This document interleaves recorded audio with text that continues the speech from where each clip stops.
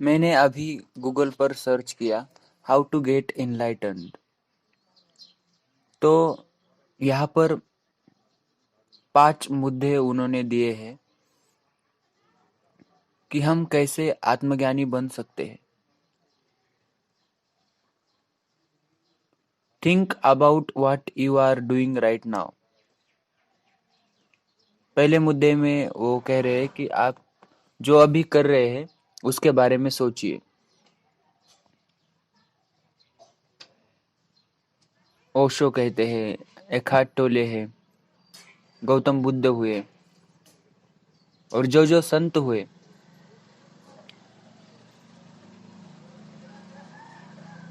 वो भी यही कहते हैं कि आप अभी जो कर रहे हैं उसके बारे में सोचिए, क्योंकि टाइम तो एक ही है, प्रेजेंट टाइम। दूसरा मुद्दा कहता है कि describe the environment around you. जो आपके आसपास हो रहा है उसका वर्णन कीजिए। इससे क्या होगा, आप नेचर से जुड़ जाएंगे। आप फील करेंगे कि आप यहाँ पर हो। और जब आपका ऐसा रिमेम्बरेंस बढ़ता है तो हमारी ऊर्जा ऊपर की तरफ बढ़ना शुरू हो जाती है। फिर तीसरा मुद्दा कह रहा है कि notice what you are feeling. जो आप अभी फील कर रहे हो उसको नोटिस कीजिए, मतलब विटनेस होकर उसे देखना, आपकी फीलिंग को, इमोशंस को। जैसे जैसे आपका ध्यान, जो साक्षी भाव है, जो विटनेसिंग है, वो गहरा होता जाएगा,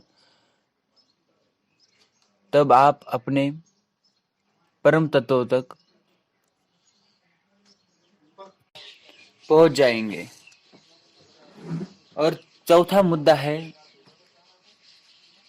ये मेरे लिए और जो भी संत हुए उन्होंने भी कहा है कि actively listen to others when they speak, not only others but other animals. And when you are listening, listen very carefully that you are listening. There is a remembrance while you are listening that I am listening. So जब मैं ओशो को सुनता था तब मैं स्मृति रखता था कि मैं उन्हें सुन रहा हूँ, मैं उन्हें अभी सुन रहा हूँ।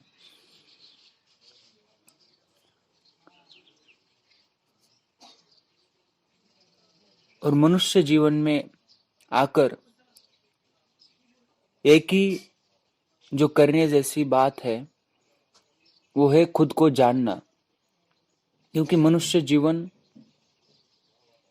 खुद को जानने के लिए है, हमारे स्रोत को पहचानने के लिए है, जो आनंद स्वरूप है,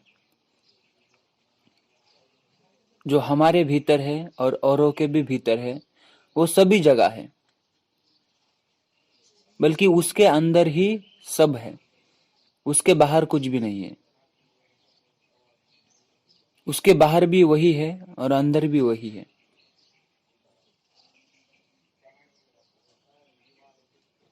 वो जो चेतना का शिखर है, वो जो सृष्टि का मूल है, अगर हम साक्षी भाव से अगर 6 महीने हम भीतर जाने की कोशिश करें,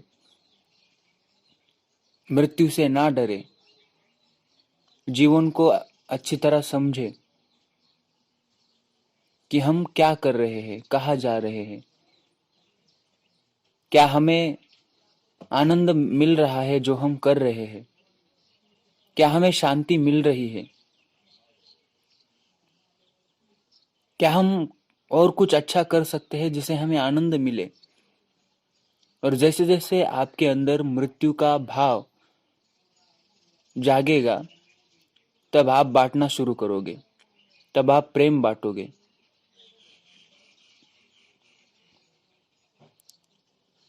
तब आपके भीतर से करुणा के फूल खिलेंगे कि मुझे कुछ दिनों बाद ये शरीर छोड़कर जाना है। ये भाव इतना गहरा आपके भीतर जाना चाहिए। ऐसा नहीं कि दूसरे लोग कह रहे हैं, मुझे ही मुझसे कहना होगा कि देख,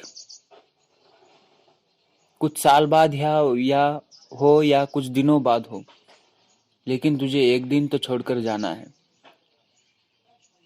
और जिसके लिए, जिस समाज के लिए, जिस परिवार के लिए मैं इतना सब कर रहा हूं, उन सबको एक दिन छोड़ के जाना है। और मैंने पाया क्या?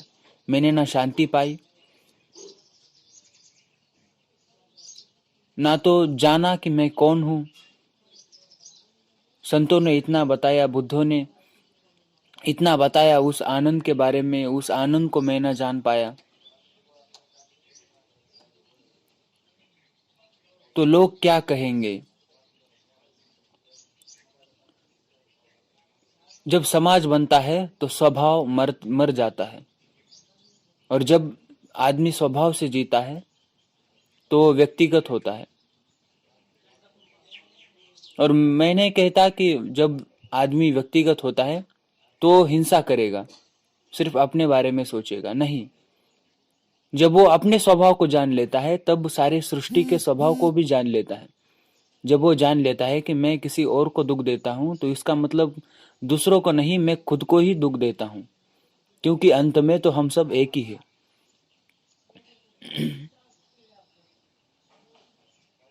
मैं एक बात सोचता हूं,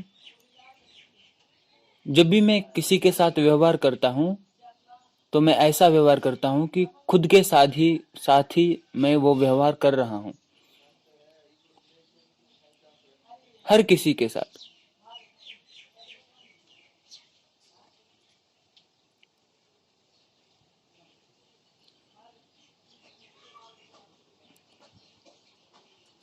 तो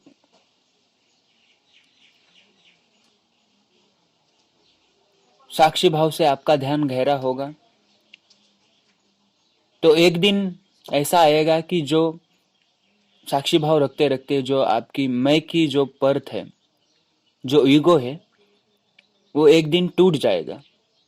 और जैसे ही टूट जाएगा तब आप उस परमानंद को प्राप्त हो जाओगे।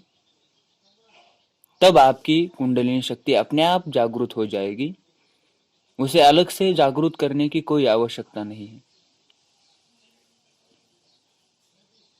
जागरूकता ही उसे जागरूक करने की विधि है।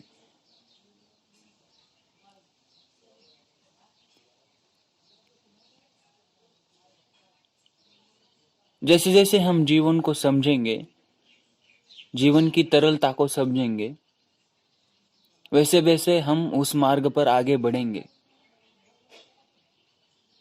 हर एक कदम पर हमें अपने भीतर देखना होगा कि मैं यह कार्य करने से मुझे अभी क्या मिल रहा है। क्या मैं अभी यह कार्य शांति से कर पा रहा हूं? क्या अभी मुझे यह कार्य करने से आनंद मिल रहा है?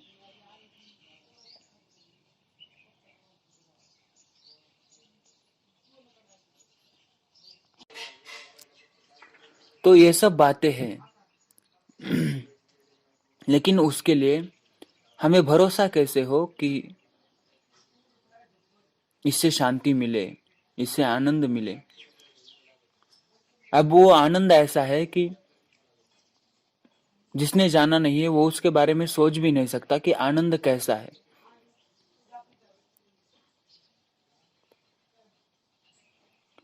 तो हमें गुरु की या मित्र की आवश्यकता होती है कि जिसने जाना हो, कि जिसने उस आनंद का रस पिया हो और उसे वो जी रहा हो।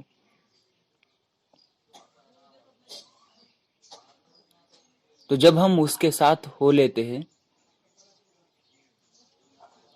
तब उसकी तरंग हमारे हृदय को भी छू लेती है। जैसे मैंने ओशो को सुना, और जब तक ये घटना घटती नहीं हमारे भीतर, हमें बिल्कुल भी विश्वास नहीं होता। ये भी उतनी बात सच है।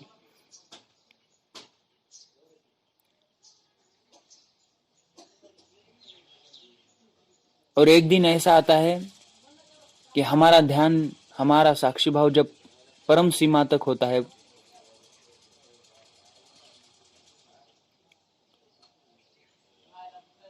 तब हम,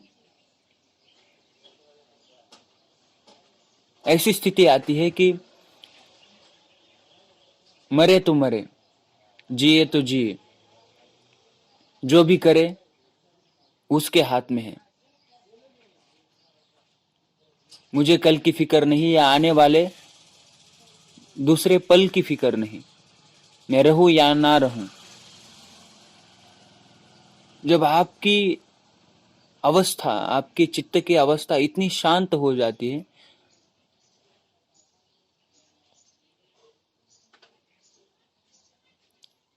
तब यह घटना आपके भीतर घटती है।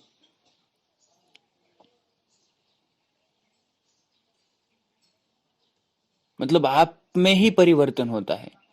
आप इस माया को तोड़कर आप ब्रह्म में, उस ब्रह्म को देख पाते हो। भीतर की आंख से उसे देखना होता है।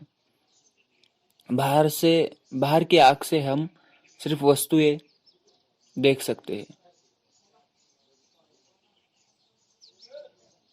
और पांचवा मुद्दा कह रहे हैं कि focus on your breath to root your self in the moment. तो ये एक बहुत ही अच्छी ध्यान की क्रिया है।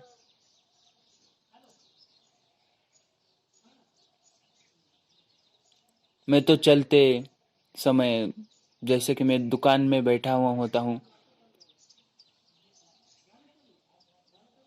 तब मैं ये ध्यान करता हूँ कि सांस भीतर आ रही है, सांस बाहर जा रही है।